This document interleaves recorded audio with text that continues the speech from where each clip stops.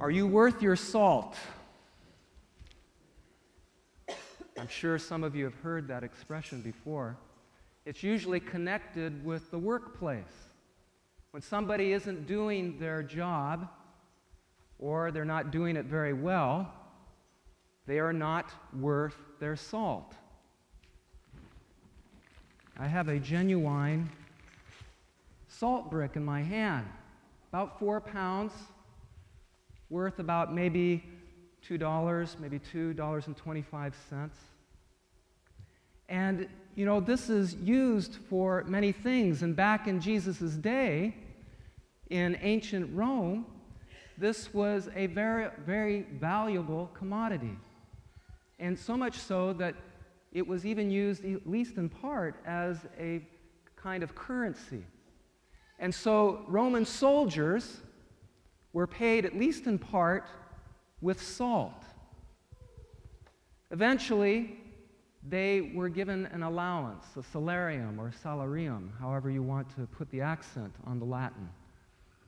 And that allowance then was used to buy, you know, their salt and any other things that they would need.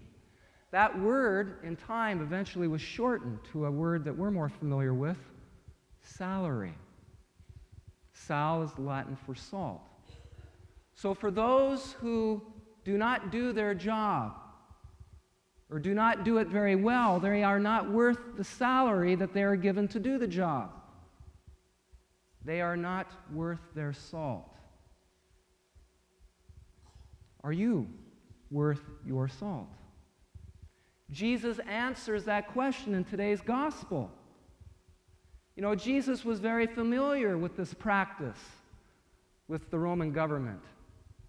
And following immediately on what we just heard, what came right before this passage is the great teaching that Jesus gave on the Sermon on the Mount, the Beatitudes. Blessed are those who are meek of heart. Blessed those who are poor in spirit. Blessed are those who are peacemakers. Blessed are those who hunger and thirst for righteousness. Blessed are those who are merciful, who show mercy. Blessed are they who are persecuted for the gospel, for they indeed are worth their salt. Indeed, they are the salt of the earth. This salt brick was made by the Morton Salt Company. And I read on the internet that they claim that there are some 14,000 uses for salt, both in industry as well as in the home. In Jesus' day, salt was used for many things, not just as a seasoning or as a preservative, but for many things. And one of them was as a catalyst to help fuel to burn. They didn't have a lot of wood. They still don't in the Middle East. And so what they did use was something that was plentiful, the camel and the donkey dung. And what they would do is they would mix it with salt, make patties out of them and dry them in the sun. And they would use that for their fuel. There's something in the salt, in the chemical property of salt, that becomes a catalytic kind of a spark, if you will, with other chemicals in order to help things to burn, and to burn on a consistent basis. Not unlike you've heard of cow patties or buffalo chips. Back in the time of the frontier days, out on the plains where there was little wood, they would use that, again, to burn for heat and for light. And the same was true in Jesus' day. Jesus says in another part of the gospel in Luke, I have come to light a fire on the earth, and how I wish it was blazing already. These are the images that the people recognized and were familiar with when Jesus said to those who were blessed of his Father, you are the salt of the earth. You are that catalyst that burns with that desire for God in your heart, like the flame of the Holy Spirit. And you cannot hold it within. And thus, that spark, that catalyst, that flame becomes a blazing fire, a light on the world. For you are that salt. You are that light that will shine all over the earth to make the kingdom of heaven here present on earth. Are you worth your salt? You know, Charles Swindoll told a story about a young man who stopped at a gas station, and he went inside and asked the attendant if there was a payphone. Apparently, it was before the cell phone.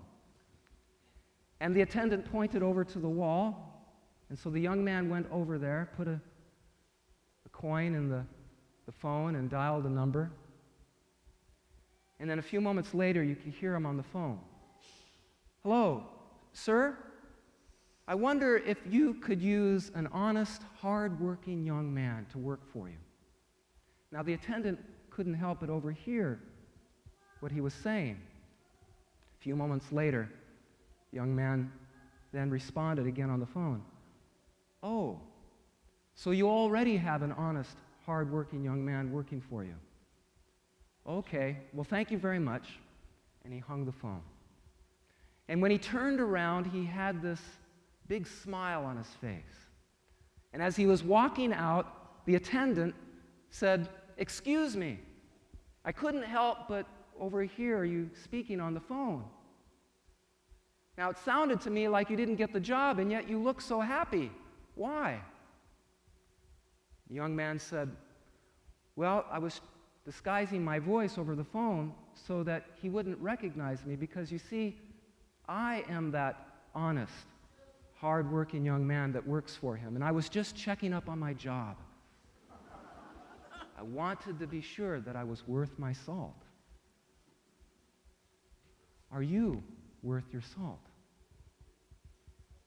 For those who are poor in spirit, for those who are meek and humble of heart, for those who are peacemakers, for those who hunger and thirst for righteousness, for those who are merciful, for those who are clean of heart, for those who are persecuted for my sake, Jesus says, yes, you are worth your salt. Indeed, you are the salt of the earth.